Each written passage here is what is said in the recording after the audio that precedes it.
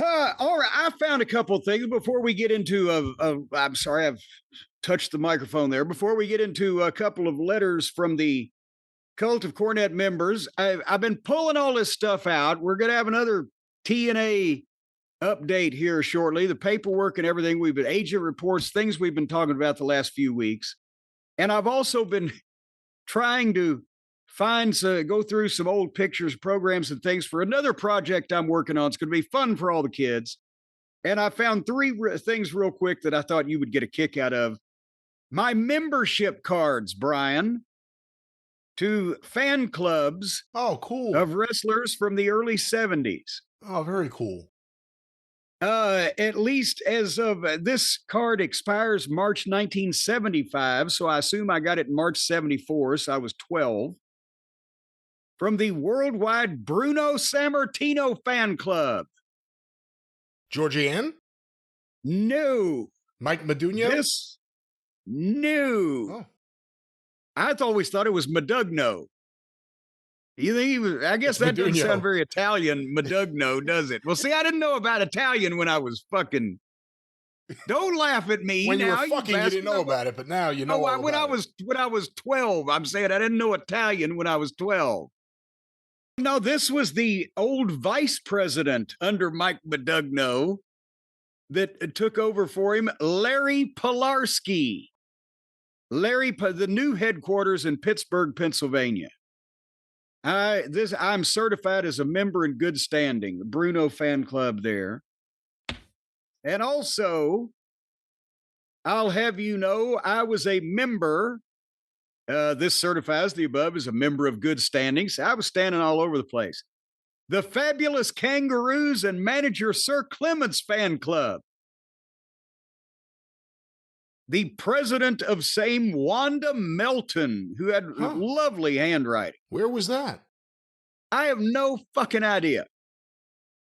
Because it's the picture of Al Costello and Don Kent with Sir Clements in the background, and they've got the flag, the Australian flag, leaning in the back. What I was doing, you've read some of the fan club sections from the wrestling magazines at the time, even on the Apter magazines, on the newsstands, London Publishing. They had fan club sections. Somebody on Twitter tweeted out the picture of Taz when he was 12 years old, Pete Sinercha looking for pen pals from one of the magazines. Right? Well, this was obviously before Taz's time. I'm not trying to make him an old man, but what you got when you joined the fan club, you always got like an 8x10 picture. I say always, maybe, but you always got an 8x10. Sometimes it was even autographed, not personally, but you got the idea that the guy had signed 25 pictures for here, Wanda, whatever. But you got an 8x10, you got the membership card, you got like supposedly bulletins, newsletters every so often. I don't remember ever seeing a goddamn Fabulous Kangaroos and manager Sir Clements fan club newsletter. I got the 8x10, which I still have, and this card. But that's because some of these people are me. They're like 12 years old trying to start this fan club. And the guys are saying, sure, kid. Some of them lasted, as you mentioned, Georgianne with Bruno and into Mike Modugno and et cetera. But some of them, here's another one. The International Pedro Morales fan club. You were a member of this, really? I was again, every fan club that offered the picture and the bulletin and the card and whatever, some goodies. It was $2 a year, $3 a year, whatever, right? As it was, I'll read you a note on the back of this because they didn't even fill my name in on this. His number one is spelled Morales, International Pedro Morales fan club. The president was Beth Zane from Pennsville, New Jersey. The vice president, Raymond Weaver from Philadelphia. But on the back of the card, it just no hello, Jim, or anything. Dues have been $3.50 since the beginning of summer. I'd sent $3, right, or whatever, or maybe $2.50. We'll make yours an 8-month subscription. If you prefer, you may send the additional $1 and be extended to a full year. So it's like you're sending off $2 or $3 in the mail to at least get an 8x10, usually signed, and hopefully some other shit.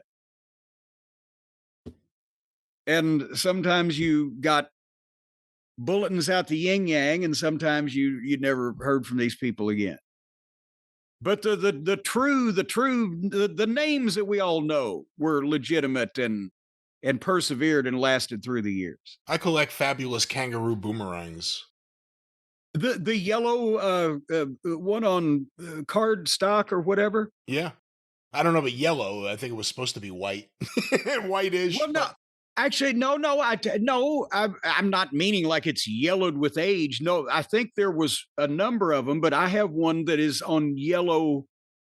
It's a yellow colored boomerang with the writing on it and etc. Oh, no way. Yeah. They did have done white ones also. Do you have Al Costello's chart of 100 holes or whatever it is? Yeah. Okay. There you go. See, he was early on with the self-promotion and the marketing. And again, it's in weird ways sometimes like that, but he was doing things that the average wrestler wasn't doing. And also, if you kind of look back at that chart with some things, he was doing MMA holes because of his European background and his mat wrestling. And he was a little bit of the old hooker. He was doing some MMA shit on these demonstrations to make wrestling look legitimate that you didn't see back then from your average bear. Anyway. Hey, all righty. Can I mention something on a similar wavelength? Because I was going to file these, so these are here, and you mentioned passes or IDs, and made me think of this. I have two here. This one, an annual pass, wrestling matches, Goulas and Welch Wrestling Enterprises. Admit, and then you write in a name. This pass, authorized by the Tennessee Athletic Commission, good from this date until this date, and you write them in. Nick Goulas, Roy Welch, promoters, signed, and I guess they would sign it there, no taxes, good for ringside seats. Yes, the commission, and I'm not sure without looking at that what era this is from, but through one of Scott Teal's wonderful books at crowbarpress.com, the commission at some points had issues with Nick and Roy on giving away tickets and them not getting the proper cut or whatever. And there was an issue with either comps or which the Tennessee territory was never noted for giving out a lot of comps to any of the fucking shows. Sometimes they'd look at you sideways if you brought your wife or whatever. Let alone ringside. But I think, and let alone ringside, but I think at some point the commission may have been led to believe, oh, a lot of those are comps, that type of deal, right? So there was for a period of time, there was some type of something like that had to be filled out. If it was going to be a comp ticket, they had to have some record of it. You see where I'm going with this. Well, I also have here a shiny gold card. Minneapolis Boxing and Wrestling Club, Inc. This pass will entitle Mr. and there's a blank space to write in a name, and one guest to Minneapolis Boxing and Wrestling Club matches. You must exchange this pass at the box office the day of the match. Wally Carbo, promoter. And that was, Wally Carbo obviously was Vern's partner from the beginning when they started the AWA, and he had a lot of the money in it at first. And then he was used as on-screen commissioner, promoter, etc., over 30 years or whatever. But if he would go around town with sponsors or businesses, they would know who he was. Oh, there's Wally Carbo, the wrestling promoter. And if he sensed an interest in something and he wanted, here, take this, they'll take care of you at the box office. And that's the type of thing he would hand out. It's a good thing to have, especially if it's a town that you're going to be running regularly for 30 or 40 years. Yeah, 30 or 40 years, you probably need to fucking make a couple of friends. So that's what the promoters, that's what they would do.